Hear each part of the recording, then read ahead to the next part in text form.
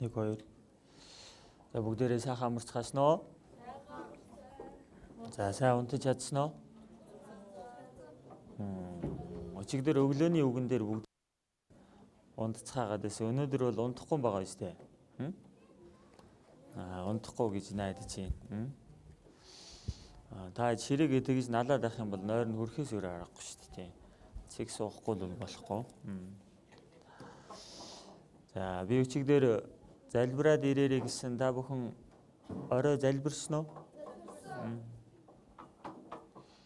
Бурхан хүний зүрх сэтгэл доторхыг хардаг учраас тэр хүн үнэхээр шин сэтгэлээсээ залбирсан байна уу, залбираагүй байна уу гэдгийг бурхан мэддэг байхгүй юу?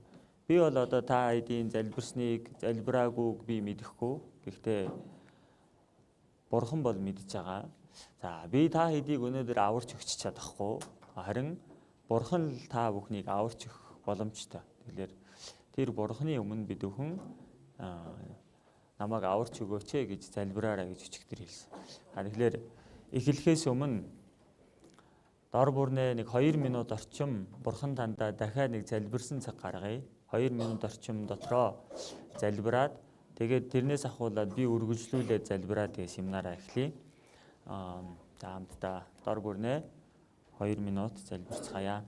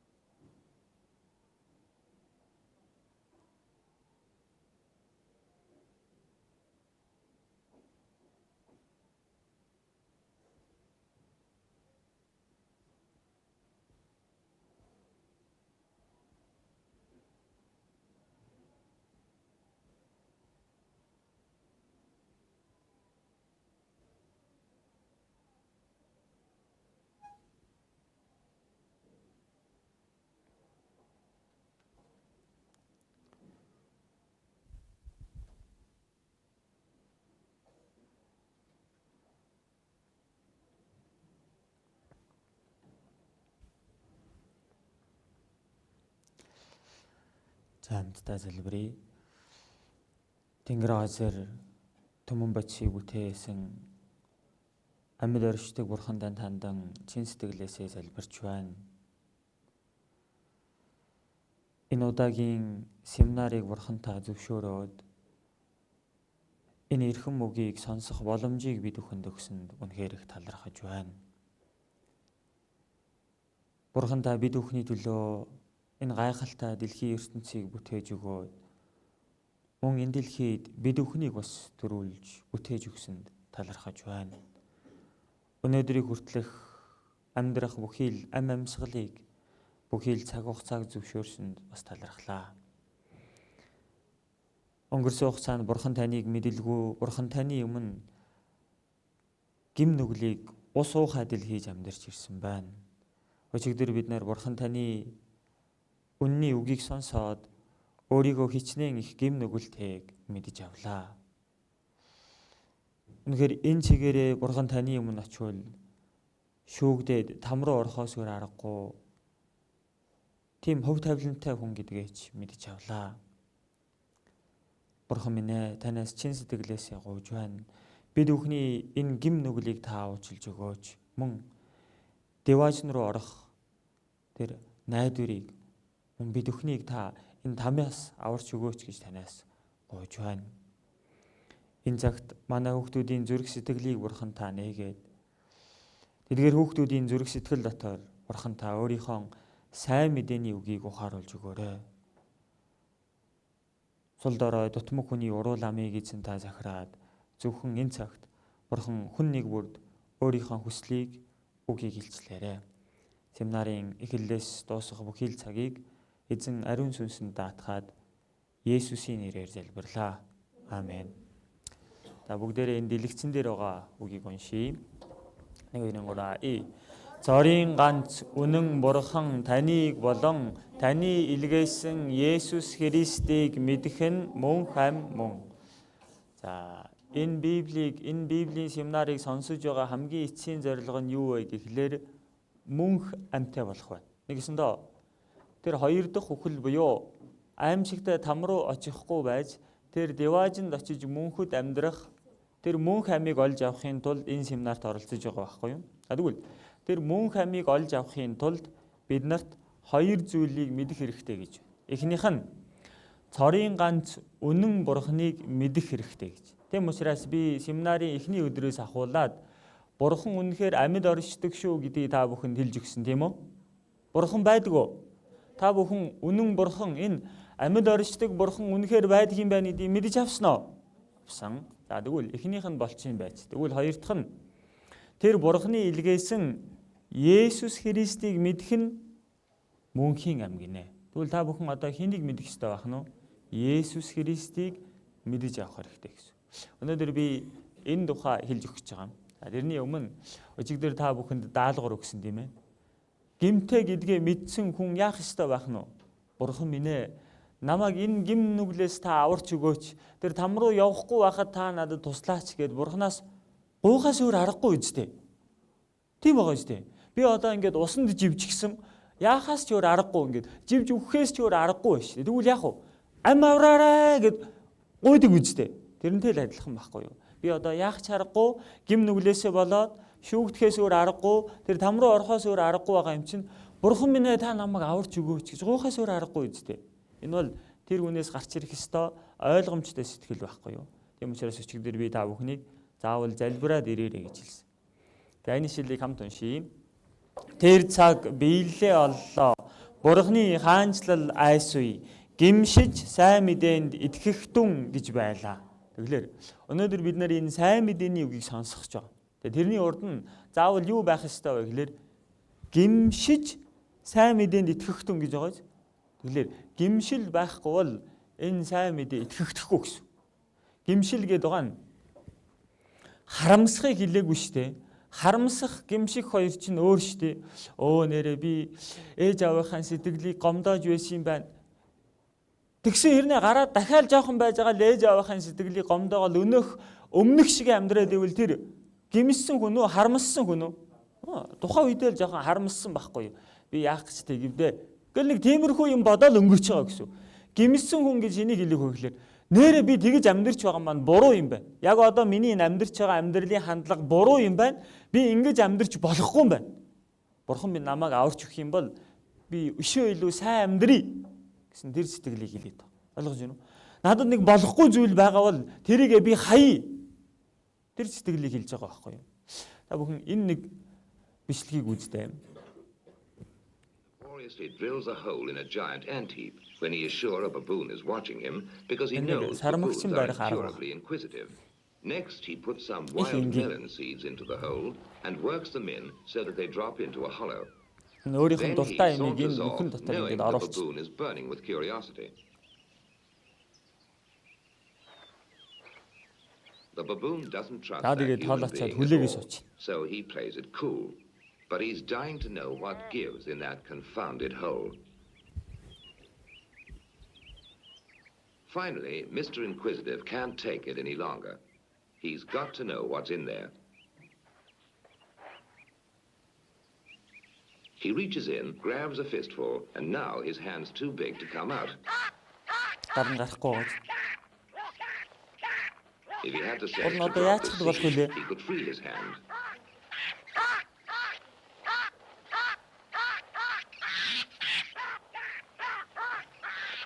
Now he lets go when it's too late. Одоо давсан читрхи оройтсон байгаа шүү дээ. За, сая сармөгчин яахт л болох байсан. Тэр нэг атгцсан юм аа. Тавьчихад л олон зүхтаага явж иж болохоор атал тэрийг тавихгүй ингээд линксээр байгаа баригдчихж байгаа үстэй. Үл энэ юу хэлж байна гэхээр өчигдөр нэг хүүхэд ингэ явсан. Багшаа би явж болох уу гэж гуйсаар байгаа явсан. Төө чи гэртээ тийм чухал ажил чамд байгаа мó чи энийг дуусгачаа явах хэрэгтэй шүү дээ гэдгсэн. Нэг онцгой ажил байхгүй гин. Тэгээд 2 ч удаа уулзаад дараа нь асуусан чинь би очиж тоглоомоор байна гэсэн. Ваа би тэрийг сонсчоод сэтгэл урагдах шиг болсон.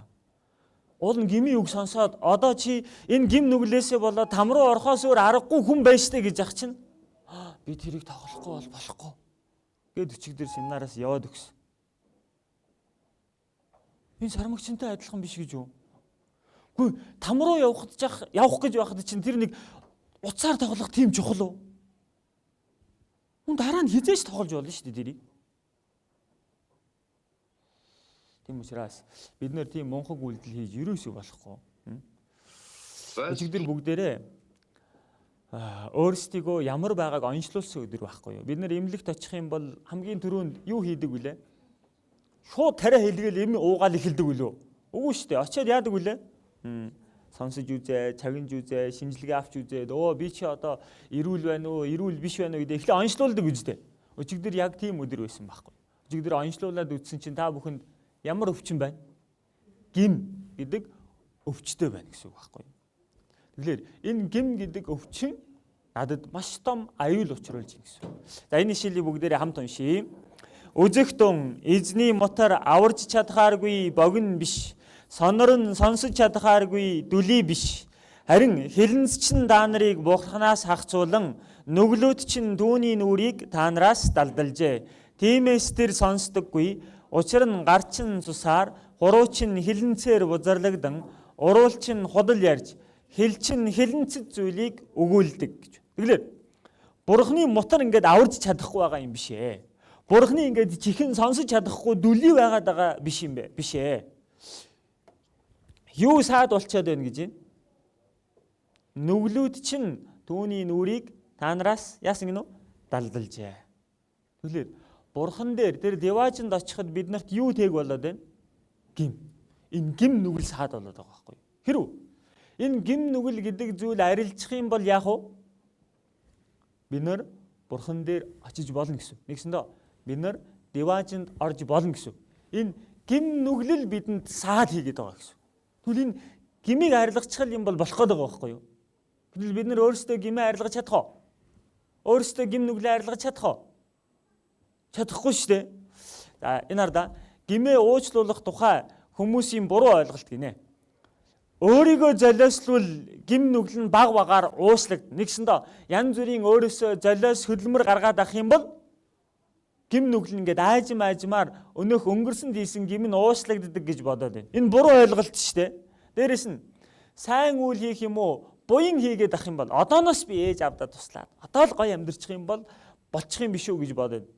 Тэгээд гим нүгэл уушлагдана гинөө? Уушлагдахгүй. Дээрээс нь 10 гуйлыг сахиж иж диваж руу очноо. Гим нүгэлгүй амьдарч иж диваж руу очноо гэдэг. 10 гуйлыг та нар сахиж чадах уу? Өчигдөр 10 гуйлыг аваад үзсэн чинь бүгдийг зөрчсөн байгаа үстэй. Тэгээд өдийг хүртэл зөрчиж амьдарчаад одооноос ахуулаа сахиж амьдарч чадах уу? Чадахгүй шүү. Тэгэлэр гимээ уучлуулна гэдэг чинь ийм зүйл биш байна. Аврал гэдэг нь бүх гим нүглээ Бурханаар уучлуулахыг аврал гэж хэлээд байгаа байхгүй юу? Миний гим нүглийг хэн уучлах ёстой вэ? Бурхан. Яг нэгээр бид нар тэр Бурханы өмнө гим нүгэл хийж амьдэрсэн учраас тэр Бурхан намайг уучлж иж би уучлагдана үстэй. За би одоо энэ голын залуу хэн билээ? Шинэ жилээ. За шинэ жилийн өмнө би нэг буруу зүйл хийчлээ. Ингээд ус барьж явж байгаа шинэ жилийн дээр ус асгаа ичлаа. Тэгсэн чинь шинэ жилийн ингээд бүх хувцс нь орчлоо өстөв. Айгүй хэцүү болчлоо. Тэгсэн чинь шинэ жил жоохон бухимдаал тэгээд байна. Тэгсэн чинь за намайг уучлаарай шинэ жилээ. За уучлаарай. Тэгж хэллээ гэд би ингээд уучлагдчихоо. Уучлах нь хэн блэ? Шинэ жил байхгүй юу? За зүгээр. Багшаа зүгээр. Би уучлаа гэвэл уучлагдана үстэй. Тэгэлэр буруу зүйлийг бид нар Бурханы өмнө хийсэн учраас Бурхан намайг уучлах юм бол бид нар уучлагдах байхгүй юу? Ойлгож байна уу? За тэгэлэр тэгвэл энэ гим нүгэл ер нь яаж уучлагддаг юм болоо? Энийг хамт уншийе. Хуулийн дагуу бараг бүх юм цусаар цэвэршүүлэгддэг бөгөөд цус урсахгүйгээр уучлал үгүй ажээ. За одоо эндээс чухал хэсэг рүү орж байна. Тэгвэл гим нүгэл уучлагдахын тулд юу урсах ёстой гэнэ үү? Цус урсах ёстой. Энэ Библиэлд гарч байгаа хууль байхгүй юу? Тэгэлэр цус урсахгүйгээр гим нүгэл уучлагдана гэж байхгүй. Тэгэлэр гим нүгэл уучлагдахын тулд заавал юу урсах ёстой гэнэ үү? Цус урсах ёстой. Энэ дээрээс хардаа. Леви 17-гийн 11-р эшлэлдэр махбодын амин цусандаа байдаг гэж. Бидний энэ биеийн ам цусандаа байдаг байна шүү дээ. Бид нар энэ гараа тайруулсан ч гэсэн амьдэрчийдэг үстэй. Хөлөө тайруулсан ч гэсэн амьдэрчийдэг үстэй. Нэг бөөргөө ээжсэн ч амьдэрчийдэг байхгүй юу? Тэгвэл бидний яг амин хаана байдаг бахна уу? Цус. Бид нар цус алдвал яадаг үлээ? Өгчдөг үстэй. Цус их чухал байдаг байхгүй юу? Тийм учраас энэ имлэг дээр очих юм бол цусны хүмүүс ингээд цусаа ингээд донор болгож өгдөг үстэй тийм. Тэгэхээр хагалгаа хийхэд юм уу цус их алдах юм бол тэр хүн өгчдөг байна. Тийм учраас ингээд нөөц цустай байгаад цусын сэлбэж өгчиж хүн амьд байдаг байхгүй. Тэгэхээр цус урсна гэдэг чинь тэр ам үхэж байгааг илэрхийлж байгаа гэсэн үг байхгүй. Хардаа. Ром 6-гийн 23 байна. За энэ ишлэлийг бүгдээ хамт уншийе. Нүглийн хөлс бол үхэл, харин Бурхны бэлэг бол бидний эзэн Христ Есүс доторх мөнх ам юм. Нүглийн хөлс нь юу гинөө? Үхэл гэж байгаа юм. Тэгвэл нүгэл гэдэг энэ гим нүглийн хөлсийг төлөе гэвэл оронд нь юу төлөгдөх ёстой байх нь? Үхэл гэдэг зүйл төлөгдөх ёстой. Тэгвэл тэр энэ ам үхлээ гэдгийг илэрхийлж байгаа зүйл нь өөрөө цус байх нь шүү. Тэгэхээр цус урсаж ам өмнөөс нь үрэгдэж гим нүгэл уучлагддаг байна. Энэ Бурхны тогтоосон хууль байхгүй юу? За бид нар цаасан дээр нэг харандаагаар юм зурчвал тэрийг юугаар арилгаж болдог вүлээ? Баллуураар арилгадаг байхгүй юу? За бид нар хувцас хэртэй болчих юм бол юугаар угааж цэвэрлдэг вүлээ? Тийм ээ? За боконч бокл да ус вэжиж угаана нэстэй. Ус вэжиж ихний ээлжинд усаар бүх юмыг цэвэрлэх боломжтой. Тэрний дараа тэгвэл энэ гим нүглийг юугаар угааж болдог байх нь? Цус байх нь шүү. Цус. Энийг бид бүхэнд ойлгуулахын тулд Бурхан хуучин гэрээний үед Израилийн ард түмэнд нэг хуулийг өгсөн байна. Энэ нь юу вэ гэхээр өмнөөс нь үхэж болдог нэг хуулийг өгсөн байна. Энэ гим нүгэл уучлагдахын тулд нэг цус урсаад ам төлөгдөж уучлагддаг юмаа гэдгийг ойлгуулахын тулд Израилийн ард түмэнд нэг ийм хуулийг өгсөн байна. За энэ нэг хүн амьдарч яваад энэ Израиль хүн амьдарч явж байгаа нь өөрийнхөө гим хийснийг ухаарсан байна. Мэдсэн байна. Нэгсэндээ завхаарлын гим нүгэл хийсэн. Тэгээд хүнтэй задлаж муудалцсан. Дээрэс нь хүний имийг хулгаалаад идчихсэн баг. За ийм 3 гим нүгэл хийснээ энэ хүн ойлгосон байна. Та тэгвэл энэ хүн энэ 3 гим нүгэл хийснээ мэдсэний дараа юу хийдэг вэ гэхлээр өөрийнхөө хариулж байгаа хонин сүргээс өөсөвгүй нэг хоныг мөрөн дээрээ үүрээд аваад явдаг байна. Яг тэгэхээр өөрийнхөө өмнөөс өгүүлэх гэж байгаа учраас. За тэгээд ариун өргөөн дээр очиод ингээ нөгөө тахилчийн өмнө очиод хэлдэг. Бурхан тахилчаа би ингээд завхаарлын гим нүгэл хүнтэй зодолцсон хүний имийг хулгайлж идсэн гим нүгэл хийжлээ гэж тэгдэг. Тэгэх юм бол тахилч энэ хүний гарыг энэ хонин дээр ингээ тавиулдаг байна. Нөгөө авчирсан хонин дээр нь тэр хүний гарыг тавиулж хагаад тахилч хажууд нь ингэж залбирдаг. Бурхан минь ээ, энэ хүний хийсэн завхаарлын гим нүгэл, энэ хүний хийсэн бусдаа муудалцсан гим нүгэл, энэ хүний хийсэн нөгөө бусдын имийг хулгаалсан гим нүглийг энэ хонь руу шилжүүлж байна гэж бурханд энэ тахилч залбирдаг байна. Тэгвэл бурхан тэр залбирлыг сонсоод энэ хүний хийсэн гим нүгэл нь өнөөх авчирсан хонь руу шилжлээ гэж хүлээн зөвшөөрдөг байна. Тэгэхээр гим нүгэл энэ хүн дээр байх үед энэ хүн хар байж байгааз дараа нь тахилчийг залбирч дуусны дараа энэ нөгөө хар гим нүгэл нь хонь руу шилжлээ гэж бурхан үздэг. Тэгвэл одоо гим нүглийг хэн үүрцэн байгаа вэ? Хонь. Хонь үүрцэн байгаа учраас нүглийн хөлс нь үхэл юм чинь энэ хоньыг яах ёстой байх нь? Алах ёстой байх нь. Тэгээд энэ хоньыг алдаг байна. Цусыг урсгаж алаад тэгээд тэр урссан цуснаас нь аваад ариунаас ариун газар дээр очдог. Ариунаас ариун газарт юу байгаа гэхээр нөгөө 10 хууль бичигдсэн 2 чулуун хавтан орчихсон байгаа нэг авдар байгаа. Тэн дээр очиод өнөөх хоньны цуснаас ингээд цацдаг байна.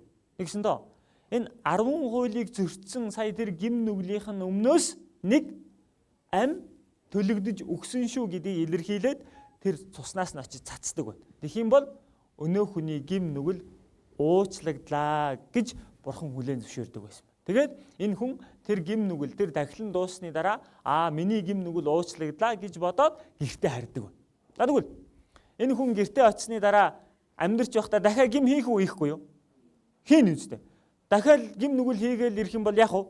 Би одоо дахиад гим нүглээ уучлуулах ёстой гэж дахиад хонь үүрээд Бурхан дээр хурж ирэх тэр ариун өргөн дээр хурж ирэх хэрэгтэй болох нь шүү дээ. Тэг гим нүгэл хийх болгондоо ингээд энэ хоныг авчраад цусыг урсгаад ингээд үхдэг байсан. Тэгвэл энэ юу хэлж өгж байгаа гэхээр миний гим нүглийн өмнөөс гим нүгэлгүй ямар нэгэн цус урсах ёстой гэдгийг хэлж өгöd байна. Ойлгож байна уу? Эндээс бидний ойлгож авах ёстой зүйл нь миний өмнөөс хэн нэгэн үхэж болох юм байна гэдгийг ойлгуулдаг. За тэгвэл энэ ишлэлийг бүгдээр хамт уншийе. Учир нь хуйлд эрэх сайн юмсын жинхэнэ дүр нь бус харин сүүдэр нь байдаг. Тиймээс жил бүр байн гөрөгдөг өнөөхөл дахлуудаараа ойртон эрэгчдийг хууль төгс болгож чадахгүй. За хуйлд гэж юм. Нөгөө амтан мал өргөд байгаа энэ хуйлд эрэх гэж байгаа сайн юмсын жинхэнэ дүр нь байхгүй сүүдэр нь байдгаа гэж. Тэгэхээр энэ одоо нөгөө мал амтан өргөд байгаа энэ хуйлд чинь өөрөө жинхэнэ нь биш. Юу нэг нөө? Сүүдэр. Одоо би ингэ явж явах юм бол энд чинь сүүдэр тусна үстэй. Одоо миний сүүдэр энд тусч штэ. Энэ сүүдэр жинхэнэ нь биш штэ. Жинхэнэ нь хэн байх вэ? Би үстэй. Тэгэхээр энэ амтан мал өргөд байгаа энэ хууль болохоор өөрөө миний энэ гарч байгаа сүүдэр шиг жинхнийг тайлбарлах гэдэг нэг зүйл гэсэн үг байхгүй. Жинхэнэ нь бол биш. Тэгэхээр энэ мал амтны цусаар хүний гим нүгэл уучлагддаг байх нь уу? Уучлагдахгүй. Тэгвэл яг энэ сүүдрийг яах гэж харуулж байна? Жинхнийг нь ойлгуулахын тулд сүүдрийг эхлээд харуулж байгаа гэсэн үг байхгүй юу? За одоо энэ дээрээс хардаа. Энэ ишлэлийг манай хөвгүүд нэг чанга дугаар уншия. 1 2 3 Яагаад гэвэл бух ямааны цусаар нүглийг авч хаях боломжгүй юм. Мал амтны цусаар нүглийг авч хаях боломжтой гинөө? Боломжгүй гинөө? Боломжгүй гэж шин. Тэгэхээр тийм юм бол яагаад энэ хуулийг өгсөн болоо? Нөгөө ирэх гэж байгаа жинхэнэ дүрийг миний гим нүглийг уучлах гэдэг байгаа тэр жинхэнэ зүйлийг ойлгуулахын тулд энэ хуулийг өгсөн баг. Одоо бүр чухал хэсэг рүүгээ орж байгаа шүү. Бүгдээрээ сэргийг байгаарай. Энэ ишлэлийг манай охтууд хамт уншия. 1 2 3 Тиймээс тэр ертөнцид ирэхдээ та өргөл ба тахилыг хүсээгүй харин та надад бие бэлдсэн. Тэгэхээр энэ дээрээс харах юм бол та надад өргөл ба тахилыг хүсээгүй харин та надад нэг бие бэлдсэн гэж. Бурхан тэр тахил өргөхийг хүсээд байгаа юм биш. Бурхан надад зориулаад нэг бие бэлдсэн гэж. Энэ бие нь хэн болоо? Энэ бие нь яах бие юм бол? Миний өмнөөс үхэж өгөх нэг биеийг бэлдсэн гэсэн үг байна. Энэ миний төлөө Бурханы бэлдсэн бие нь хэн бэ гэхлээр Есүс байна. За энэ ишлэлийг бүгдээр хамт уншийе. Христ Есүс нүгэлтнүүдийг аврахаар ертөнцид ирсэн гэдэг нь итгэмжид бөгөөд бүрэн зөвшөөрөх зохист үг мөн. Тэр нүгэлтнүүдийн эхнийх нь бие байна. За энэ дээрээс харуул Христ Есүс нүгэлтнүүдийг аврахаар ертөнцид ирсэн гэж. Тэр нүгэлтэн нь хэн блэ? Энэ үгийг бичсэн Илч Паул өөрийгөө тэр нүгэлтнүүдийн эхнийх нь гэдэг байгаа нь хамгийн их нүгэлтэй хүн нь би юм а гэж өөрийгөө өчиж хэлсэн байна. За энд байгаа миний хувьд ч ихсэн ялгаагүй энэ үгийг сонсох үед нэрэл тэр нүгэлтэй хүн байдаг бол хамгийн их нүгэлтэй нь би юм байна гэж тухайн үед бодогдож ирсэн. Өөрийгөө би сайн хүүхэд гэж бодож ирсэн бол Бурханы хуулийн өмнө яг ингэ зогссон чинь над шиг гим нүгэл ихтэй хүн байгаагүй. Яагаад гэвэл би өөрийнхөө доторхыг мэдэж байгаа. Намайг мэдэж байгаагаас илүүгээр Бурхан намайг мэдэж байгаа болохоор Бурханы өмнө хэлэх үг байгаагүй. Тэгвэл ийм нүгэлтэн намайг аврахаар хэн ирсэн гинөө? Есүс. Тэгвэл Есүс ирсэн шалтгаан нь юу юм болоо? 1-р Иохан 3:5 дээрээс харах юм бол нүглийг зайлуулахын тулд тэр илчлэгчнийг та нар мэднэ. Түүнд ямар ч нүгэл байхгүй гэж. Бид нар Есүс ямар ч нүгэлгүй гэдгийг нөгөө Израилийн ард түмэн Пилат дээр авчрах үед мэдсэн шүү дээ, тийм ээ. Пилат түүнийг судлаад үзсэн чинь ямар ч гим нүгэл хийгээгүй гэдгийг мэдчихсэн. Хэл сэргээр Есүс өгсөн байхгүй. Есүс эзэн ямар ч нүгэл байгаагүй. Гэхдээ тэр ирсэн шалтгаан нь нүглийг зайлуулахын тулд тэр ирсэн гэж. Тийм байна. За, энэ юу гэсэн үг вэ гэхээр за энийг хамт уншийе. 1-р Иохан 1:29-ыг хамт уншийе. 3 Дараа өдөр нь Иохан өөрлөө нь ирж яваа Есүсийг хараад ертөнцийн нүглийг зайлуулах Бурханы хургийг харагтун гэж юм. За тэгвэл Иохан гэдэг энэ баптизм хүртээдэг Иохан гэдэг хүн Есүсийг харцгаад ингэж хэлсэн байна. Энэ хар та ертөнцийн нүглийг зайлуулах Бурхны хураг байна. Харцгаа гэсэн байна. Тэгвэл энэ үед Израилийн ард түмэн шууд юу бодно гэж нөгөө өмнө нь нөгөө тахил өргөдөг байсан биз дээ. Өөрийнх нь гим нүглийг зайлуулахын тулд, өөрийнх нь гим нүглийг уучлахын тулд нэг хураг хонь авчираад өргөж байсныг шууд санана үздэй. Тийм юм бол энэ үед ертөнцийн нүглийг зайлуулах Бурхны хураг байна гэж хэлэх үед Израилийн ард түмэн шууд ойлгоно гэсэн. Юу гэж? Тэгвэл тэр нэгэн миний өмнөөс үхэж өгөх нэг юм биш үү гэдгийг шууд ойлгоно гэсэн. Тэгэхээр ертөнцийн нүгэл гэж юу хэлээд байна гэхээр Есүс эзэн дээр ертөнцийн нүглийг тохиж байгаа байхгүй юу? Энэ ертөнцийн нүгэл дотор хэний гим нүгэл орж ийн? Миний гим нүгэл. Бас хэний гим нүгэл орох уу? Найзын нүгэл орно. Бас хэний гим нүгэл орох уу? Гэр бүлийнхний маань бүх хүний нүгэл орно. Дээрэс нь хөршийн нүгэл орно гэд. Энэ харда энэ дэлхий дээр байгаа бүх гим нүглийг хэн дээр тогсон гинөө? Есүс дээр тогсон. Одоо бид нөгөө хонь мал өргөж байсан тахила бодоход болно гэсэн. Тэр хүний гим нүглийн өмнөөс нэг амтан үхэж байсан нь сүүдэр гэж үздэй. Сүүдэр. Тэр бол жинхнээсээ хүний гим нүглийг уучлаад байгаа юм биш. Жинхэнэ нь хин гинөө? Есүс байна. Есүс. Тэгвэл Есүс дээр миний гим нүгэл хүртэл тохогдсон гэсэн. Тэгвэл Есүс миний гим нүглийг авчиж байгаа юм бол Есүс миний өмнөөс яана гэсэн үг лээ? Үхнэ гэсэн үг байхгүй. Энэ Есүс өөр дээрээ гим нүглийг авлаа гэдэг чинь Есүс миний өмнөөс үхэж өгөхийг хэлээд байгаа. Энэ ертөнцийн нүглийг зайлуулна гэж хэлсэн тийм үү? ертөнцийн нүгэл гэдэг нь ертөнцийн хийдэг хүмүүсийн бүх нүглийг хэлж байгаа. Энэ ертөнцийн Адамаас ахуулаад хамгийн сүүлчийн хүн нь хэн байхыг мэдэхгүй жигсэн энэ ертөнцийн амьдарч байгаа бүх хүмүүсийн тэр гим нүглийг хэлээд байгаа. Дээрээс нь энэ дэлхийд амьдрах хугацаанд миний хийх бүх гим нүглийг хэлээд байгаа. Бүх гэдэг чинь бүгд орно шүү дээ. Тэгвэл ойлгуулахын тулд энийг ингэж хэлье. Бүх гим гэдэг нь за энийг уншаарай. 1 2 3. Өнгөрсөн гим, ирээдүйн гим. Ингэж бүх гим биз дээ.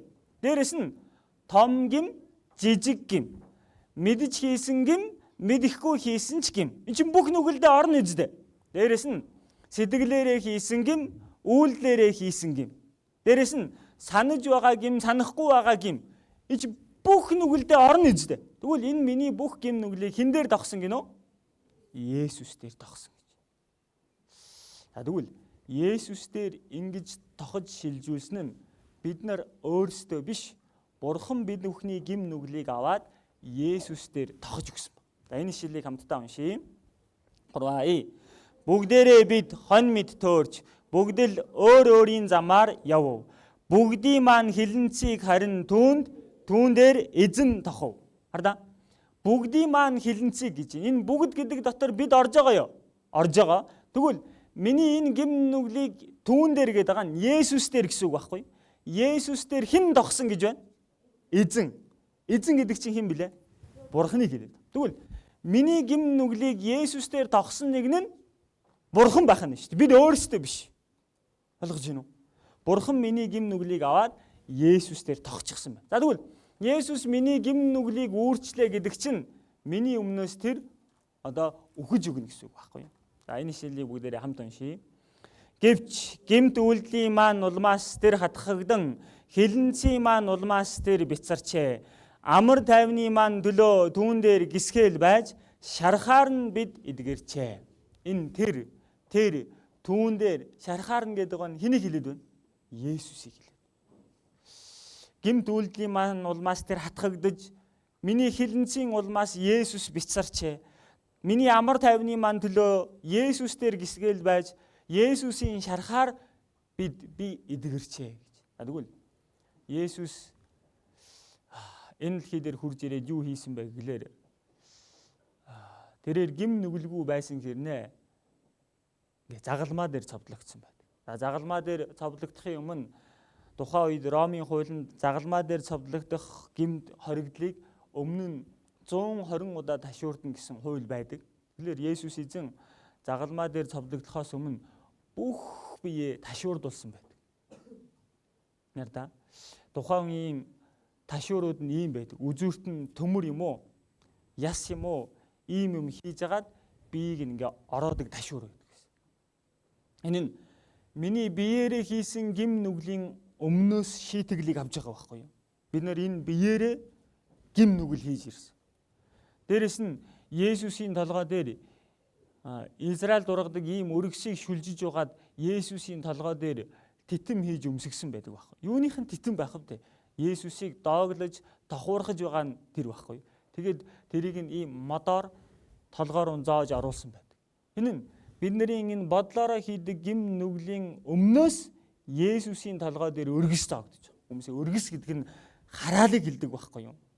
Тэгэхээр миний өмнөөс Есүс тэр хараал шийтгэлийг авч байна гэсэн. Тэгээд Есүс энэ загалмааг үрээд явдаг. Голготын толгой дээр очиод тэр дээр энэ загалмаа нэр хадуулдаг. Хоёр гаранд нь хадаас хатсан байдаг. Энэ миний гараараа хийсэн гим нүглийн өмнөөс Есүсийн гарт хадаас хадагдсан байхгүй. Уг нь бол байна шүү дээ. Миний гарт хадаас хадагдах ёстой гэдэг хаад. Тийм байгаа шүү дээ. Хин гим нүгэл хийсэн юм? Есүс нэг ч удаа гараараа гим нүгэл хийж байгаагүй шүү дээ. Есүс энэ гараараа харин ч сохор хүнийг хараатай болгож, өвчтөе хүнийг босгож ирж, үгсэн нэгнийг амьдуулж исэн гар байхгүй. Гэтэл яагаад нэг ч гим нүгэл хийгээгүй Есүсийн гарт хадаас хадагдчихв?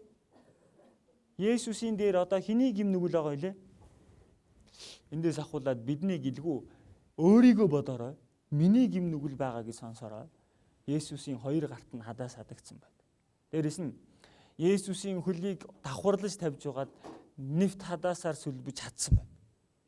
Хэлээд миний толгоогоороо хийж байгаа, гараараа хийж байгаа, бүх биеэрээ хийж байгаа, сэтгэлээрээ хийж байгаа энэ бүх гим нүглийн өмнөөс Есүс загалмаа дээр цовдлогдсон байна. За Есүсийг хадсан хадаас нь ийм урт байдаг.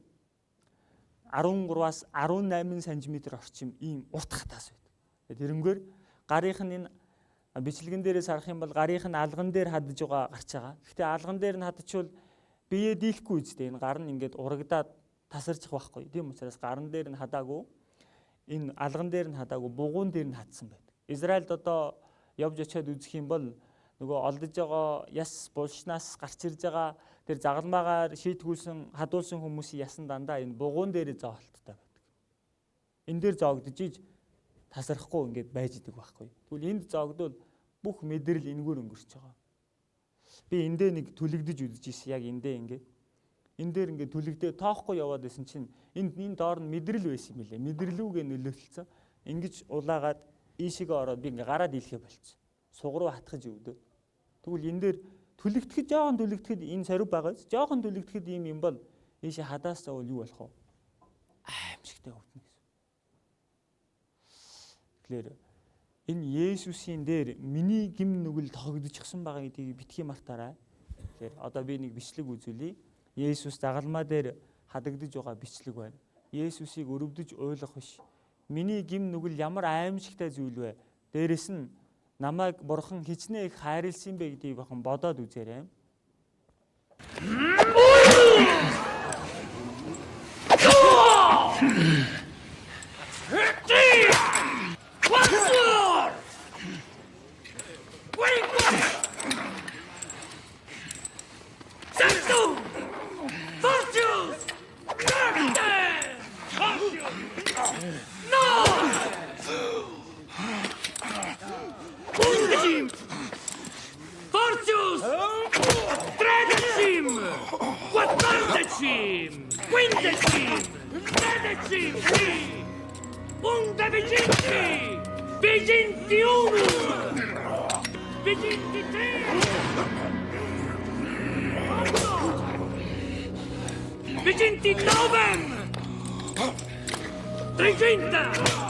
Vale, mi me soc parvo!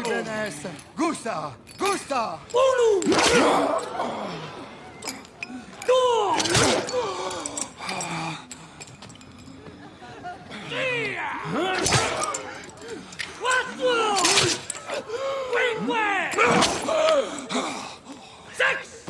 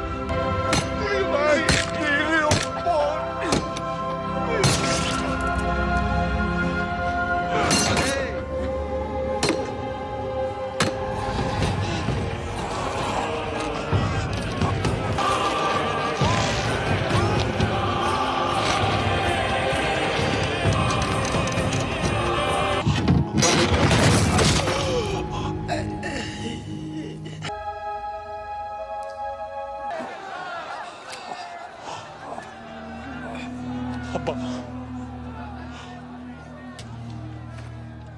Die leier drinnen mooi. Die afdringen.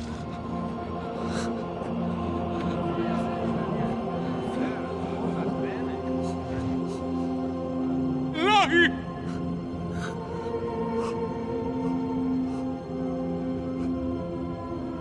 Lai!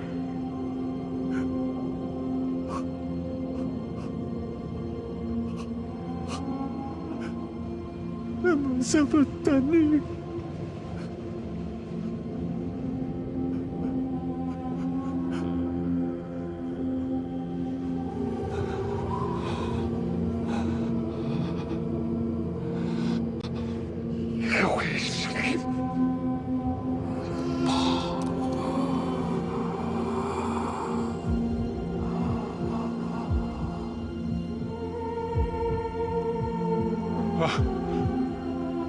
They're dead. Good.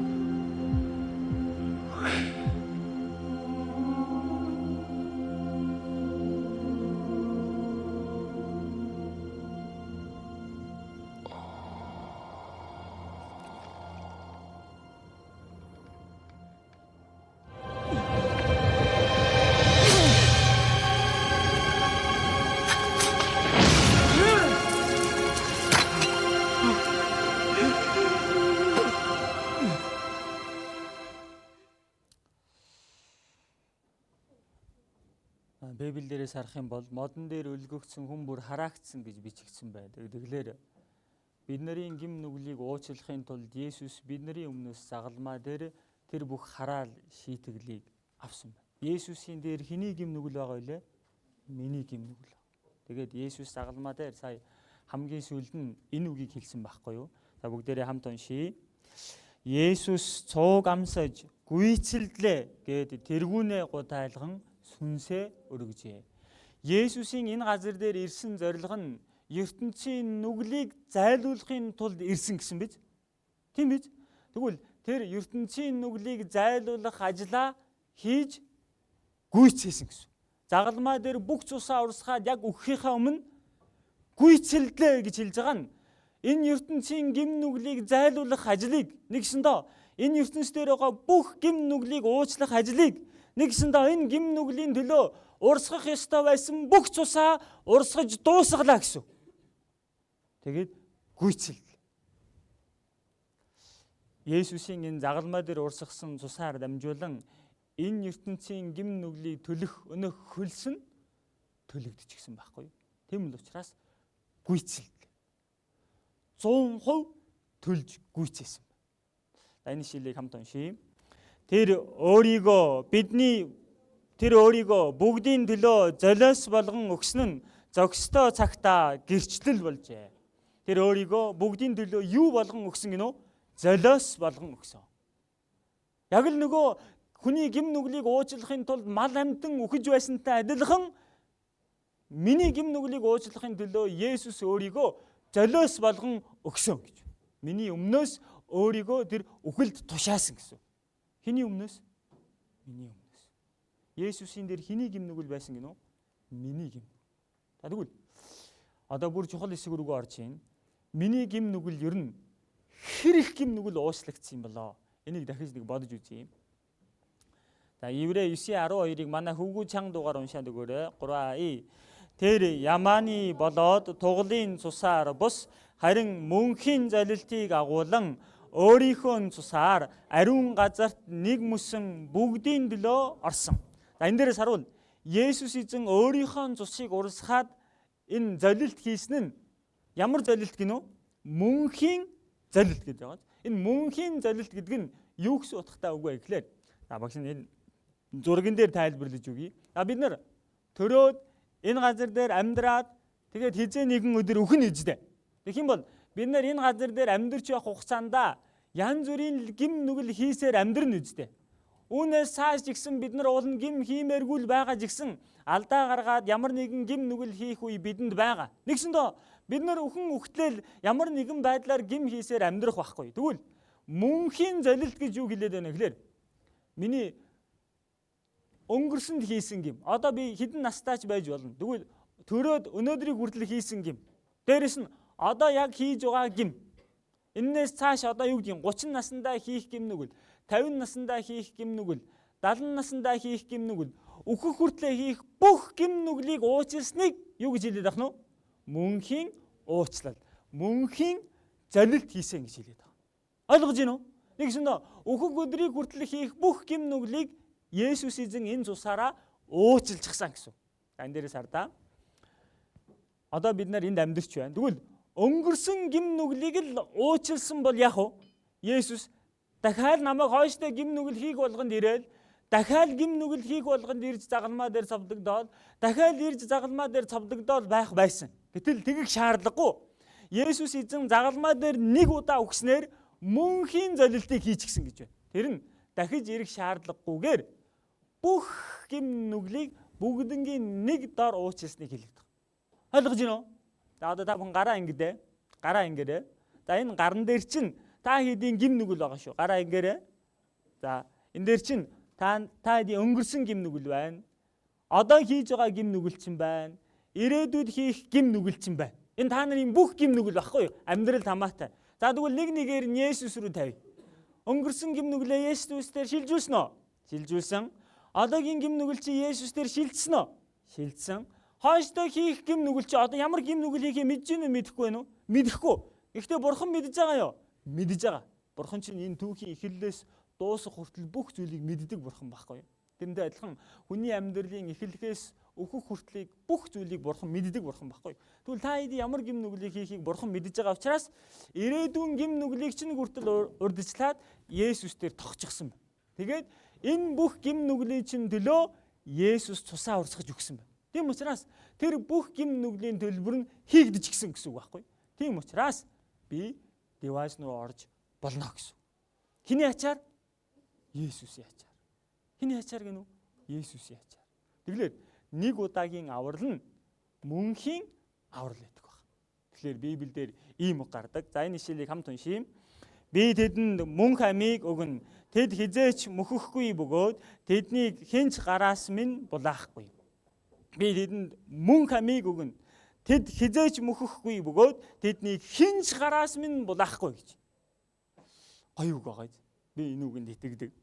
Тэгвэл энэ дээрээс хамтдаа энийг бодож үзье. Энэ Библиэлд хамгийн чухал ишлэл энэ ишлэл байхгүй юу? Иохан 3:16 Библиэлдээс хамгийн чухал гэдэг нэг ишлэлийг сонгоод гаргаад ирээ гэвэл энэ ишлэл гарч ирнэ. За энэ ишлэлийг бүгдээр хамт уншийе. Бурхан ертөнцийг үнэхээр хайрлсан учраас цорын ганц хүүгээ өгсөн.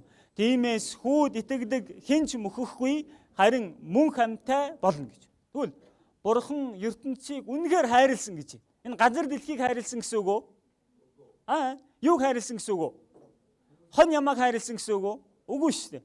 Энэ дээр байгаа хүмүүсийг хайрлсан гэсэн. Тэгвэл тэр хүн нь хэн бэ?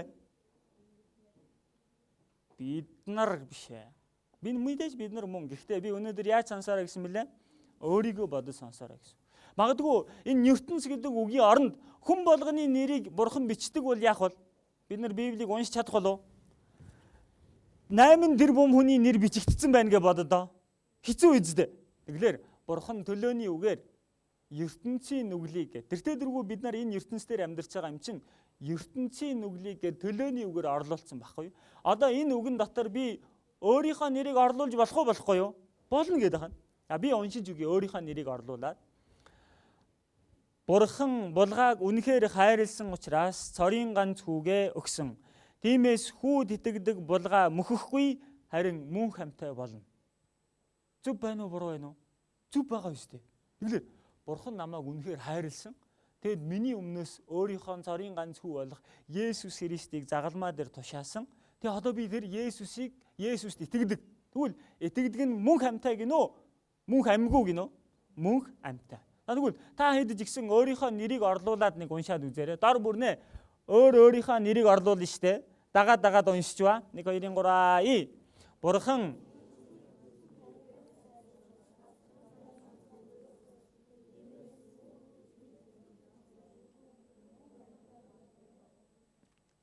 тэгж уншиж болж гинөө. Өөр хүний нэр уншицаа явж байгаа юм биш үү? Нойрондоо.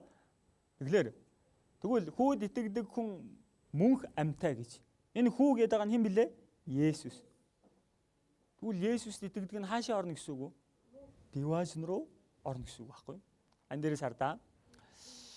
Энийг хамт уншийе. Үннээр би та нарт хэлье. Үгийг минь сонсоод намайг илгээгч түүнд итгэгч нь мөнх амьтаа болох бөгөөд яллагдахгүй. Харин үхлээс гítэлж аминд шилжсэн гэдэг. За бид нар өмнө нь хардаа Бурхны өмнө амьдарч байсан. Тэгээ дээрэс нь гимтэй байсан. Тэгээ тэр гимээсээ болоо шүүгдэхээс өөр аргагүй байсан. Тэгээд шүүгдээд там руу орохоор байсан. Гэтэл одоо бид нар диваажн руу орохоор болсон байхгүй юу? Тэгвэл диваажн руу орохоор болсон яасан да гэж байна. Энэ дээрээс харах юм бол сонсоод итгэсэн нь гэж. Сонсоод итгэсэн нь мөнх амьтаа аминд шилжив гэж байгаа. Диваажн руу орохоор болсон гэсэн үг. Есүс загалмаа дээр юу хийсэн талаар сонсоод түүнийг сонсоод итгэсэн нь мөнх амьтаа гэж. Та хэд итгэж гин үү? Би бол итгэдэг байхгүй. Тийм учраас диваажнд орж чад. Яагаад? Тэр Есүс миний бүх гим нүглийг уучлаад өгсөн учраас. Ойлгож гин үү? Энийг уншия да. 1-2-3 Тэр өөрөө бидний нүглийн эвлэрүүлэл болсон бөгөөд зөвхөн бидний нүглийн төдийгүй хамаг ертөнцийн нүглийн эвлэрүүлэл болсон билээ. Тэгвэл Есүсийн үгс нь ганцхан миний төлөө үхээ зогсохгүй. Хэний төлөө гинөө? Хамаг ертөнцийн нүглийн төлөө гэж. Тэгвэл одоо энэ гадуур байгаа хүмүүсийн гим нүглийн төлөө Есүс өгсөн байна уу, өгөөгүй байна уу? Өгсөн байгаа биз. Тэгвэл тэр хүмүүс диваажн руу орж чадахгүй юу? Тэр хүмүүс диваажн руу орж чадахгүй юу? Тэр хүмүүсийн гим нүглийг уучлсан байгаа шүү дээ. Тэгэхдээ диваажн руу орж чадахгүй юу? Яагаад орохгүй вэ?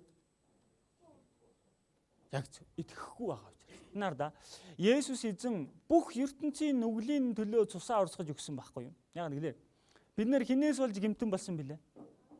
Адамаас болж бид нар Адамын доор төрсөн учраас бүх хүн Адамаас болж гимтэн болсон. Тийм юм бол энэ гимтэн болсон асуудлыг шийдвэрлэхийн тулд ганц нэгэн үхэхтэл хангалттай байхгүй юу? Есүс загалмаа дээр үхснээр бүх хүний гим нүглийг уучлах ажлыг хийчихсэн. Тийм байна. Тэгээд бүх хүн зөвтгөгдөж болно. Гэхдээ яаж? Яагаад зөвтгөхгүй байна? За энийг хамт уншия. 1-2-3 Нүглийн тухайд гэвэл тэд надад үл итгэнэ. Тэгвэл гадуур байгаа хүмүүс диваажн руу орж чадахгүй байгаа шалтгаан юу байна вэ? Итгэхгүй байгаа гим нүгэл байна. Тэгвэл бүх хүнд нэг гим нүгэл үлдсэн гэсэн үг. Ямар гим нүгэл байна вэ?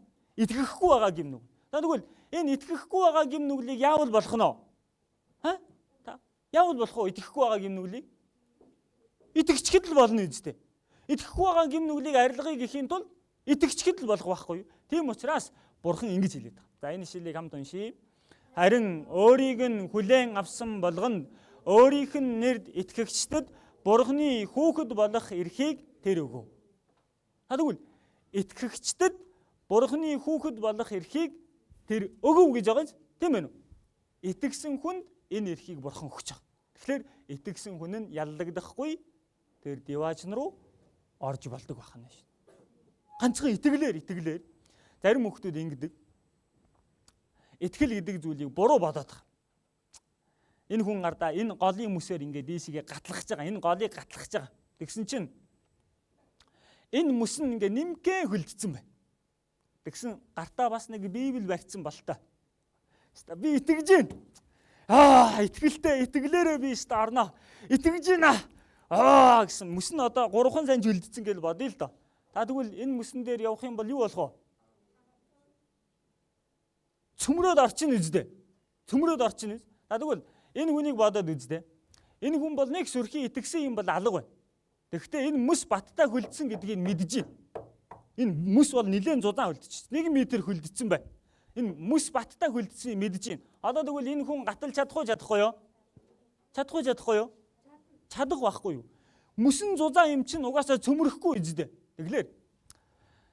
Зарим хүмүүс ингэж идэг. За энэ ишлэлийг хамт уншийе. Өөрийнхөө бодолд л итгэдэг хүн мунхаг, ухаанаар алхагч хүн аюулаас зайлнаа. Зарим хүмүүс тэгж бодоод байдаг. Би Бурхан дээр очихын тулд ингэх ёстой юм биш үү? Одоо л би нэг юм ингэсэн болохоор Бурхан дээр очиж чадах юм биш үү? Ийм учраас би диваажинд орох юм биш үү гэд өөрийнхөө бодлыг л бодоод идэх хүүхдүүд бий. Тийм биз? Би одоо залбирсан юм чинь би диваажинд орж чадах юм биш үү? Би энэ сүмд ирсэн юм чинь диваажинд орж чадах юм биш үү? Би 10 хуулийг сахиад диваажн руу орох юм биш үү? Би сүмд олон жил яваад ах юм бол диваажн руу орох юм биш үү? Энэ юу ах нь? Өөрийнх нь бодол ах нь шүү. Тэр биш ах нь. Энэ буруу ах нь. Бурхан миний төлөө Есүсийг явуулж өгөөд бүх гим нүглийг маань уучлсан юм байна гэдгийг мэдж байгаа хүн яг нь диваажн руу орох нь шүү. Үүнд итгэхийг хэлээд байна. Юу гэхээр Есүс эзний загалмаа дээр цовдлогдсон үйл явдал өөрөө чухал байхгүй. Миний бодол чухал биш гэсэн. Ойлгож байна уу? Юм учраас багш нь сая хамгийн ихэнд ийм үг уншуулаа үстэй. Энэ ишлэлийг дахиад нэг уншийе. 193 Цорын ганц үнэн бурхан таныг болон таны илгээсэн Есүс Христийг мэдэх нь мөнхийн ам мөн. Уул нь бол энд ингэж бичих ёстой байхгүй юу? Таны илгээсэн Есүс Христэд итгэх нь мөнхийн ам мөн гэж бичих ёстой байсан биз? Гэтэл энэ дээр юу гэж хэлсэн бэ? Мэдэх нь мөнхийн ам. Яг тэгэхээр тэр ажил өөрөө баттай учраас тэрийг мэдчихэд л болох байхгүй. Тийм баг шүү. Одоо өдөр үүшин үү? Гадагшаа нэг харахад л өдөр юм байна гэдгийг мэдэх мөчид өдөр гэсэн итгэл надад төрнө үстэй. Тэр түүнтэй адилхан Есүс загалмаа дээр миний гим нүглийг уучлахын тулд ингэж өгсөн юм байна штэ гэдгийг хараад мэдэх мөчид тийм юм байна штэ. Миний гим нүгэл Есүсээр дамжуулан уучлагдсан юм байна штэ гэдгийг бид мэдэж болдог баг. Ойлгож байна уу? За одоо энэ дээрээс энийг уншийе. Ром 3:24-ийг хамт уншийе. 3 Христ Есүсийн залилтоор дамжин Бурхны нэгүслэр үнгүй зөвтгөгдөн. Би ямар нэгэн юм хийсэндээ зөвтгөгдсөн үү? Үгүй байна шүү дээ. Үнгүй зөвтгөгдсөн гэж. Намайг аврах ажлыг Бурхан өөрийнхөө зүгээс, Бурхны зүгээс 100% хийгээд өгчихсөн. Тэгээ тэрэнд нь би зөвхөн итгэсэн төдий байна. За Библиэл дээр ийм үг маш олон гардаг. За энэ ишлэлийг бүгдээр хамт уншийе. Та нар нэгүслийн учир итгэлээрээ аврагдсан. Энэ нь та нараас бус харин Бурханаас өгөгдсөн бэлэг бөгөөд үйлсээр чинь ирээгүй тул хинч өөрөөрөө сайрхаж чадахгүй. Бид нар аврагдсан нь өөрийнхөө сайндаа аврагдсан уу? Үгүй шүү дээ. Бурхан миний төлөө өөрийн цорын ганц хүүгээ явуулаад түүний загалмаа дээр урсгасан цусаар бүх гим нүглийг маань уучлчихсан. Тэгэд би түүнийг хараад зүгээр л итгэсэн.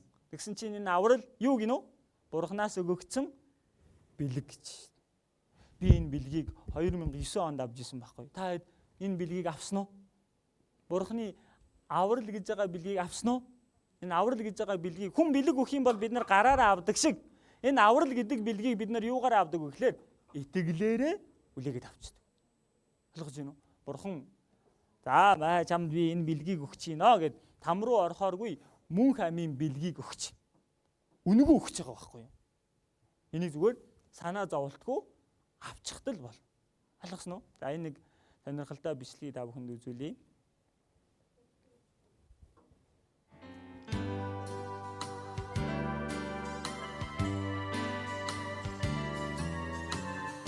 Орооны хоолоо хийж байхад хүү маань галтгоонд ирээд надад юу ч юм бичсэн цаас өглөө. Гараа хормогчондоо арчаад тэр цаасыг авч уншлаа. Түүн дээр нь ингэж бичигдсэн байлаа. Хашаа цэвэрлсэн хөлсөөр 1000 төгрөг. Энэ 7 хоногт хүнчлээ хураасан хөлс 1000 төгрөг. Загсан зүйл авчирсан хөлс 500 төгрөг. Ээжээ дэлгүүр явсан хаагуур дүүгээ харсан хөлс 1000 төгрөг. Хог хайж өгсөн хөлс 500 төгрөг. Аяг тавг угаасан хөлс 1000 төгрөг. Онцдон авсан хөлс 2000 төгрөг. Нийт авах хөлс 7000 төгрөг.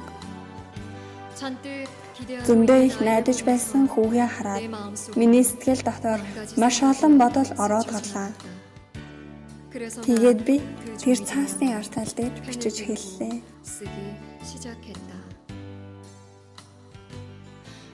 10 сар хэвлийдээ тээж өсгсөн хөлс үнгүй. өвдөг бүрчэн унтахгүй чамайг асарч өгсөн хүс үнгүй.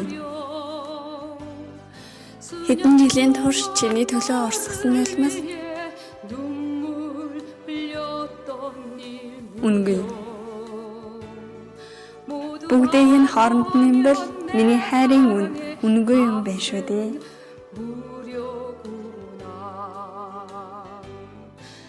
Чиний төлөө санаа зовж шаналсан өдрүүд үнгүй. Чамд зааж өгсөн мэдлэг чиний бүх сургалтын төлбөр үнгүй. Тоглоом, хоол, хөөрхөн хувцасч үнгүй юм хүмүүний. Бүгдийг нь хооронд нэмбэл ээжийн хайрын хүс үнгүй.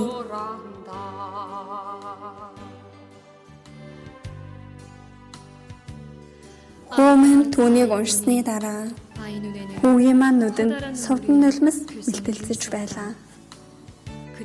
Тэгээд над руу өнгийн харан хэллээ. Ижээ баярлаа. Тэгээд бал аван маш томоор ингэж бичлээ. Та төлчихжээ. Миний хүү жинхэнэ хайр нь зүгээр өгдөг зүйл юм.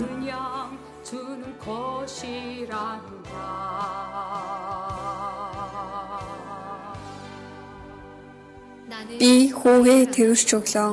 Тэгээд энэ үг санаанд орлоо.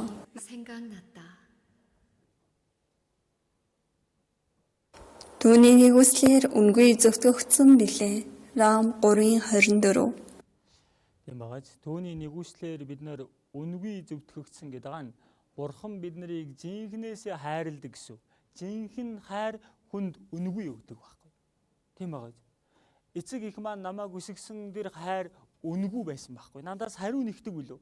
Түүнтэй адилхан Бурхан намайг хайрлаж байгаа хайр нь үнгүй байхгүй. Надаас юу ч хариу нэгдэггүй гэсэн. Гэхдээ бид нэр тэр загалмаа дээр Есүсийг хараад юуг мэдэж болох вэ гэхээр Бурхан намайг хичнээн хайрладаг юм бай гэдгийг мэдэж болно гэсэн. За энэ шилийг бүгдээр хамт уншийе. Гэтэл биднийг нүгэлтнүүд байхад Христ бидний төлөө өгснээр биднийг хайрлах хайраа Бурхан харуулсан гэж. Тэгвэл тэр загалмаагаар дамжуулан бид нар юуг мэдэж болох вэ гэхээр Бурхан намайг хичнээн хайрладаг юм бай гэдгийг мэдэж болно гэсэн. Ойлгож байна уу? За энийг ойлгуулахын тулд би нэг жишээ авч ярьж үзье. Энэ Зарикус гэдэг нэг хаан байсан. Гэтэл энэ хааныг хаанчилж байх үед улс оронд нь энэ завхаарлын гим нүгэл бүр газар аваад энийг хэрв таслан зогсоохгүй юм бол улс орн нь сүрэх хэмжээний аюулд өртсөн баг. Тэгээд нэг ийм хууль гаргадаг. Хэрв завхаарлын гим нүгэл хийж угаад баригдах юм бол тэр хүний хоёр нүдийг нь ухаж хай гэсэн хууль гаргадаг. Маш хатуу хууль гаргасан. Тэгэхээр ийм хууль гаргахгүй бол тэл улс орн нь оршин тогтнох боломжгүй төрсөн байна. Та тэгсэн чинь нэг өдөр тийм завхаарлын гим нүгэл хийж угаад баригдсан нэг хүн хурж ирсэн. Тэг хараад ирсэн чинь өөрийнх нь нөгөө хүүн хүрээд ирсэн. Хан хүн завхаарлын гим нүгэл хийж угаад баригдаад хүрээд ирсэн баг. Тэгсэн чинь одоо шудраг яс хэрэгжих ёстой үед. Хууль хэрэгжихгүй юм бол хэрв хаан одоо хуулиа хэрэгжүүлэхгүй бол яах вэ? Бүгд дахиад нөгөө завхаарлын гим нүглээ хийн үстэй. Тэгсэн чинь хаан тэгсэн байна. Хуулинд завхаарсан хүний хоёр нүдийг ух гэсэн гэмтний нүдийг ух гэж тушаал буулгасан байна. Ааваа би чинь таны хүү юм байгаа үстэй гэсэн. Тэгсэн чинь нөгөө цэрэг тушаал биелүүлж байгаа цэрэг очиад нэг нүдийг нь ухаад аваа ийцэн. Ихэнгүүт л энэ дээр нь цус урсаал хашгирна үстэй. Аа гэд наав нь үнэхээр сэтгэл нь урагдаж байгаа. За тэгэл жоохон байж байгаа л дахиад нөгөө нүдийг нь ухах гэсэн чинь хаан байжий гэж тэгсэн. Хоёр нүд гэсэн юм чинь оронд нь миний нэг нүдийг ух гэж тэгсэн байна. Хааны нүдийг ухахаар зөрөглөх хүн байх уу? Ухах гал ингээд очижсэн чинь чи залэг миний нүдийг ухна гинэ гэж дүшмдээ дахиад буцаачвал алуулны үедээ тэр дүшмлэн. Тийм учраас хинч ойртохгүй болохоор нь хаан өөрийнхөө нүдийг өөрөө ухаж хайсан. Тэгээд хоёр нүд ухагдсан уу? Ухагдсан байгаа үү? Тэгвэл хүүгийнхаа нэг нүдний оронд аав нь өөрийнхөө нэг нүдийг ухаж хайсан байгаа биз? Энэ хайр мөн үү? Хайр мөн. Тэгэлэр хардаа. Бурхан шударга бурхан мөн үү? Мөн. Бурхан гим нүглийг үнэхээр их үзэн яддаг.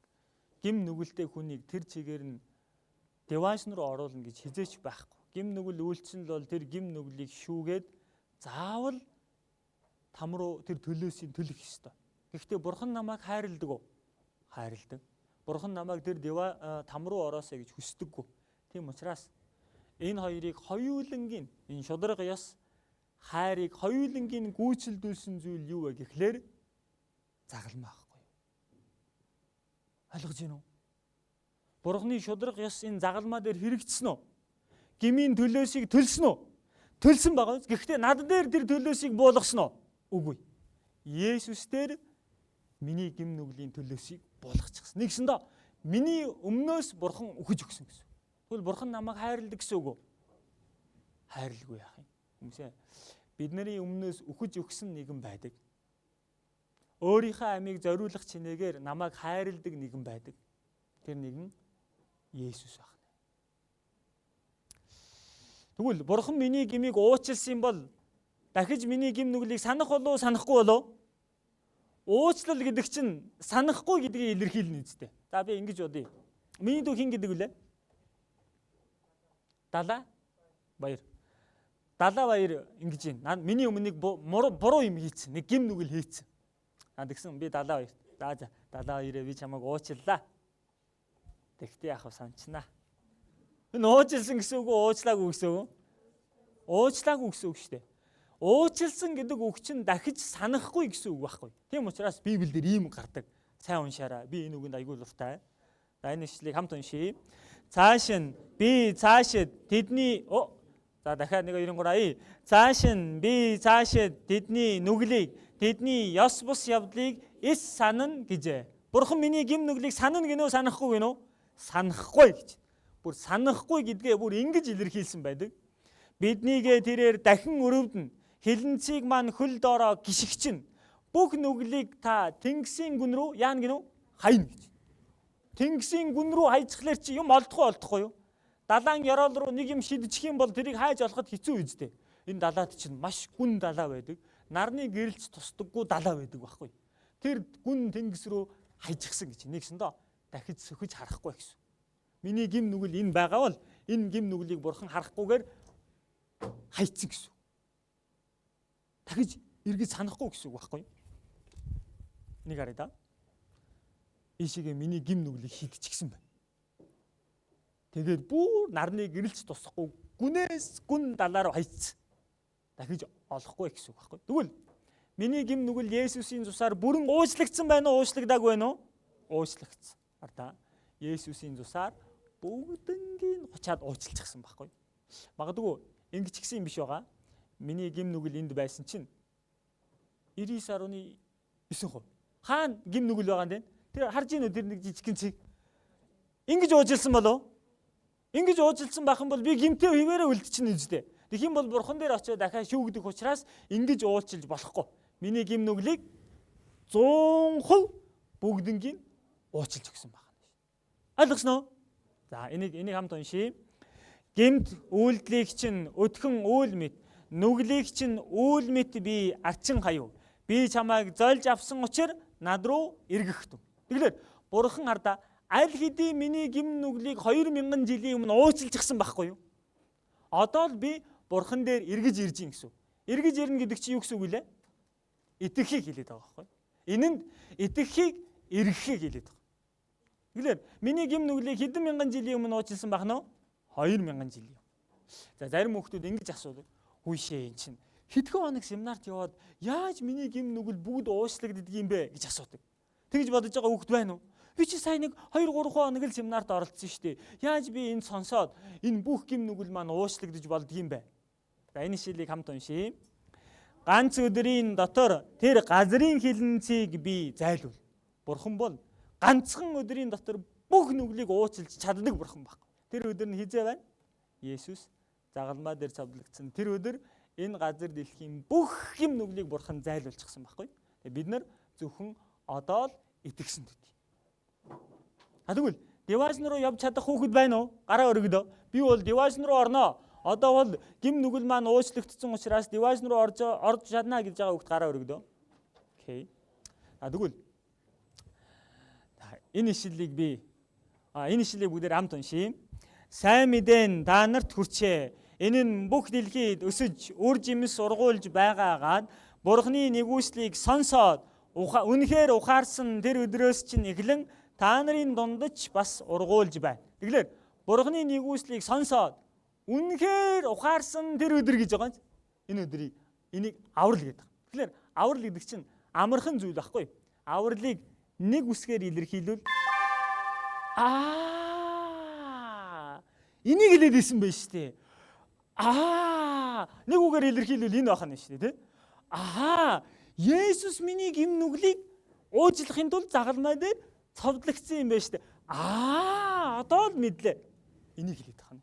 Аврал тийм хэцүү зүйл биш байхгүй юу? Тэгэлэр түүхэнд дэсэн бүх Христэд итгэгч нар яг ингэж ухаарсан байна. Джон Уэсли гэдэг хүн байдаг байхгүй юу? Энэ хүн ингэж тэмдэглэлдээ үлдээсэн байдаг. Христ миний гмийг над шиг гэмтний гмигч уучлан өгч гим болон хуулиас аварч өгсөн гих бат итгэл байна. 1783 оны 5 сарын 24 өдрийн тэмдэглэл баг. Тийм баг. Энэ өдөр тэрийг ухаарсан байхгүй юу? За энэ Д.Л. Муди гэдэг энэ хүн амьд ахуйда маш олон хүн сайн мэдээ дараасан хамгийн агуу сайн мэдээ дараагч гэж. Тэгсэн энэ хүн ингэсэн байна. Би ихийн хөвлийгээс 1837 оны 2 сарын 5-ны өдөр энэ хорвоод мэндэлсэн. Гэвч 1855 оны 4 сарын 21-ний өдөр өнөөдөр ариун сүнсээр дахин төрсөн. Одоо л сүнслэгээр дахин төрлөө. Миний гим нүгэл ингэж уучлагдсан юм байна гэдгийг тэр өдөр ухаарсан гэсэн. Ойлгож авсан гэсэн үг байхгүй? Мэдэж авсан гэсэн. За энэ Споржин гэдэг хүн ингэж хэлсэн байна. Тэгтлээ удаан хугацаанд үүрч ирсэн гмийн хүнд ачаа миний нуруунаас мөнхөд салан одлоо гэж. Нэгсэн доо одоо энэ гим нүглээсээ болоод дахин санаа зовхооргүй боллоо гэдгийг би ойлгож авлаа. Энэ өдөр ойлгосон байхгүй юу? Тэгэхээр магтан дуун дээр ийм дуу байдаг. Та бүхэн энэ магтан дууг мэдэх үү? Миний гмиг угахан Есүсийн цуснаас өөр байхгүй. Намайг дахин ариусгах Есүсийн цуснаас өөр байхгүй. Есүсийн урсах цус цагаатгал надад өгдөг үнтэй тэр эрдэн бол Есүсийн цуснаас өөр байхгүй. Есүсийн цуснаас өөр байхгүй. Бидний аврагдсан нь Есүсийн цуснаас өөр байхгүй. Бид нар өөрийн сайндаа аврагдаагүй. Тийм байна. Магтан дуун дээр ийм дуу бас байдаг. Эзний минь үнэ цус ариунаас ариухан гмиг минь угаасан эзэн намайг ирээч гэж байна. Ирээч гэж байна гэдэг байгаа нь энэнд итгэж өгөөч гэж хэлж байгаа байхгүй. Та бүхэн итгэсэн үү? Тэгвэл миний бүх гим нүглийг Есүс цусаараа угаачсан. Тэгвэл энэ ишлэлийг бүгдээр хамт уншийе. Бидний хилэнцээс болж Есүс тушаагдсан бөгөөд биднийг зөвтгөхийн төлөө Есүс амьдсан юм. Хардаа. Бидний гим нүглийн төлөө Есүс тушаагдсан буюу загалмаа дээр цовдлогдож өгсөн байхгүй юу? Одоо бидний энэ итгэл зөв шүү. Энэ итгэлтэй хүн девайс руу ордог шүү гэдгийг баталгаажуулахын тулд яасан гэж Есүс дахин яасан гинөө амьдсан гэж. Хүүхдүүдээ Есүс загалмаа дээр цовдлогдоод 3 дахь өдөртөө дахиж амьдсан байд. Одоо яваад очих юм бол Есүсийг тавьж байсан гэдэг болж байдаг байхгүй юу? Тэр нь тэр чигээрээ байдаг. Гэтэл тэр хаалган дээр нь ингэ биччихсэн байдаг. He is not here гэж. Яасан гинөө? Дахин амьлчихсан гэж байгаа. Тэгэхээр булш нь хоосон байдаг байхгүй. Есүс эзэн дахин амьлчихсан. Ороод арах юм бол тэнд байхгүй. Есүс эзэн дахин амьлчихсан. Тэгвэл Есүс эзэн дахин амьсныхаа дараа шавнартаа үзэгдсэн байхгүй. Тэгэд энэ дэлхий дээр 40 хоногийн турш байгаад маш олон хүмүүст үзэгдэж байгаад тэнгэр өөд дээш явсан байна. За энэ ишлэлийг бүгдээр хамт уншийе. Тэр өдөр буюу 7 хоногийн эхний өдрийн өдөш шавнар нь юдэчүүдээс айснаас үүдэ төгссөн байв. Есүс ирээд тэдний дунд зогсож тэдэнд амар амгалан та нарт байх болтугай гэв. Үүнийг айлдаад тэр тэдэнд гар хажуугаа үзүүлв. Шавнар нь эзнийг хараад ихэд баярлав. Энэ нөгөө шавнар нь юдэчүүдээс айжгсан гэ үүдэ төгжижгсэн байсан гэж байгаа юм. Яагаад? Есүсийг цовдлоод алдсан юм чинь одоо Есүст итгэдэг биднийг ч гэсэн алах юм болов гэж бодоод айгаад хаалгаа төгжижгсэн сууж исэн чинь тэр төгжсөн өрөөнд дотор нь Есүс эзэн гараад ирсэн. Тэгингээ нөгөө загалмаа дээр цовдогдсон хадаасны ором ийшээгээ жадлуулсан жадны ормогоо үзүүлэнгээ юу гэж хэлсэн байна? Амар амгалан та нарт байх болтугай. Нэгсэн доо одоо гим нүглээсээ болж битгий санаа зовоорой. Би та нарын өмнөөс үхэж өгсөн шүү гэдгээ харуулсан байна. Тэрийг харсан шавнар нь яасан гинөө? Эзнийг хараад ихэд баярлав. Эндээс ингэж хэлсэн байна. Амар амгалан та нарт байхтун. За ингэж хэлээд Есүс эзэн дээшээ тэнгэр үүд очсон байхгүй юу? Одоо хаанаа л тэнгэрт байгаа. За энэ ишлэлийг бүгд хамт уншийе. Хүүн Бурхны цог завхлангийн гэгээ түүний мөн чанарын бодит илрэл ба эрх мэдлийнхэн үгээр бүхнийг барьдаг болоо. Тэрээр нүглийн ариусгалыг гүйцээгээд өндөрт байгч сүр жавхлантын баруун гарт заларчээ. Энэ газар дээр нүглийг ариусгах ажлыг бүгднгийн хийж дуусгачаад дахин амьсныхаа дараа одоо хаана очижсэн байгаа гинөө? Өндөрт байгч сүр жавхлант гэдэг нь Бурхныг хэлж байгаа. Тэр сүр жавхлантай Бурхны баруун гар талд залрав гэж. Одоо тэгвэл бид нэр Деважинд очих юм бол тэн дээр хэн байх нь вэ? Есүс байх. Би хурдан Деважинд очихыг хүсдэг. Яг тэгэхээр би Деважинд очих мөчид миний итгэж байсан Есүс тэнд байж байгаа байхгүй. Тэгээд намайг нөгөө хадаасны оромтой гараараа намайг тосоод хүлээж байна. Би Есүсийг харах мөчтөд таних байхгүй. Тэгээд тэр Есүс намайг хөтлөөд Деваж руу оруулах байхгүй. Хэрв тэнд Есүс байдаггүй байсан бол яах вэ? Яа миний аврагдсан нь яг баттай юм болов уу гэж санаа зовхоор байгаа үстэй. Гэтэл тэр Деважинд Есүс мөнхөд байж. Юу гэхээр намайг аварч өгсөн гэрч болоод тэр Деважинд Есүс мөнхөд байгаа учраас бид нэр тэр Деваж руу очихдоо баттайгаар очдөг байхгүй юу? За энэ ишлэлийг бүгдээрээ хамт уншийе. Бид Христэд итгэх итгэлээрээ Бурханд зоригтой бөгөөд бат итгэлтэй очдөг гэж байна. За тэгвэл бид нэр энэ газар дээр амьдрах хугацаанд Христэд итгэж байгаа энэ итгэлээрээ Бурхан дээр зоригтой баттайгаар очдөг гэж байна. Яагаад? Энэ Христ миний төлөө өгсөн учраас. Тэгээ дээрэс нь тэр Христ тэр Деважинд байгаа учраас бид нар санаа зовох зүйлгүй Деважинд очиход болох нь байна шүү дээ. Ойлгож байна уу? Би энэнд итгэдэг. Тэгээ Бурханд үнэхээр их талархдаг. Тэгэхээр аврагдсны дараа Бурхан бид хоёрын харилцаа жаахан өөр болдог байхгүй юу? За өмнө нь бол би Бурханы өмнө гимтэн Бурхан намайг шүүгч байсан байхгүй юу? Энэ үед аимшигтай байсан биз. Бид нар гим нүглээ шүүгдээ там руу орохоос өөр аргагүй байсан. Гэтэл миний өмнөөс Есүс загалмаа дээр үхэж өгөөд бүх гим нүглийг маань уучлсан. Тэгээ энийг нь би хараад итгэсэн. Итгэнгүүт бид нар Бурхантай харилцах харилцаа өөр болдог. Бурхан миний юу болдог бах нь? Аав болоод бид нар түүний хүүхдүүд болдог. Тэгвэл одоо бид нар аав хүүгийн харилцаанд орчихсон байхгүй юу? Тэгвэл аав хүү гэдэг чинь салахын аргагүй харилцааг хэлээд байгаа байхгүй юу? Бид нар хүүн болцоход дахиж гэмтэн болох боломжтой юу? Боломжгүй. Яг тэгэхээр мөнхөд уучлалцсан учраас. Дээрэс нь хүү гэрээсээ хөөгддөггүй, боол гэрээс хөөгддөг байхгүй. Хүн ардаа боолыг бол гэрээсээ хөөж болдог үз. Бид нар чинь гим нүгэлтэн байхдаа нэгсэндээ Бурханы өмнө гим нүглийн дор боол байсан байхгүй. Гэтэл одоо бид нар боол биш, Бурханы өмнө хүүн болчихсон гэсэн. Бурханы өмнө хүүн учраас Бурхан хүүгээ хизээж хөөхгүй гэсэн. Тэр Деважингаас хөөхгүй. Харин буруу зүйл хийвэл яах нь вэ?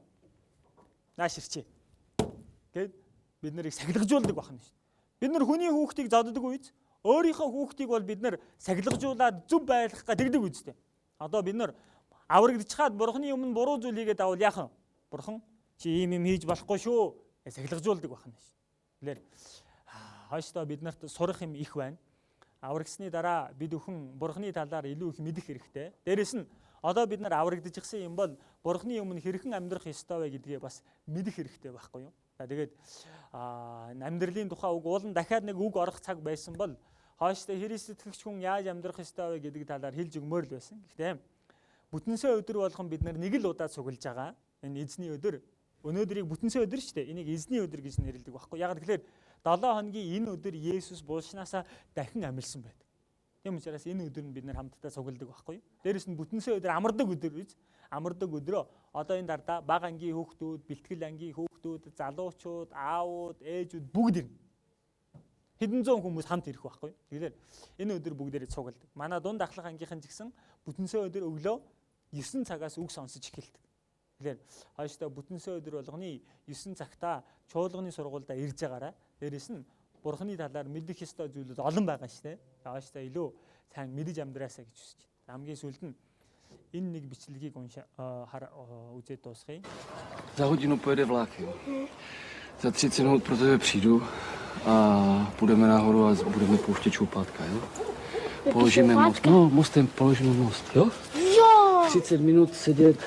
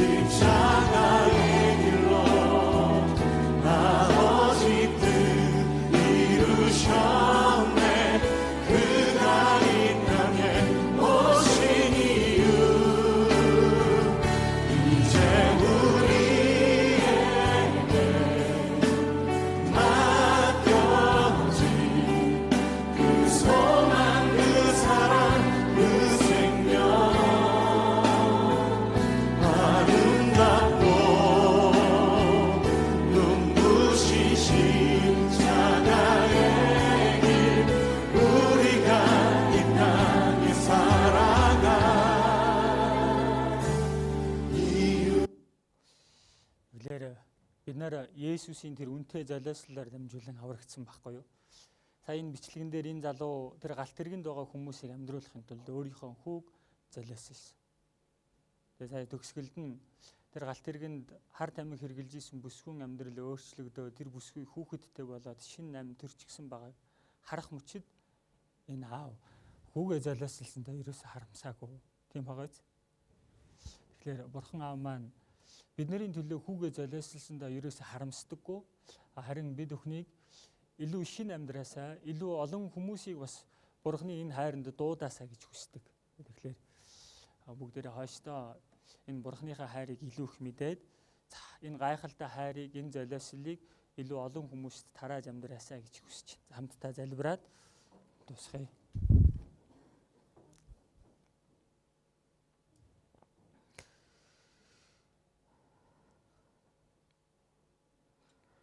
Биднийг хайрлаад аварч өгсөн Бурхан танд үнэхээр их баярлалаа.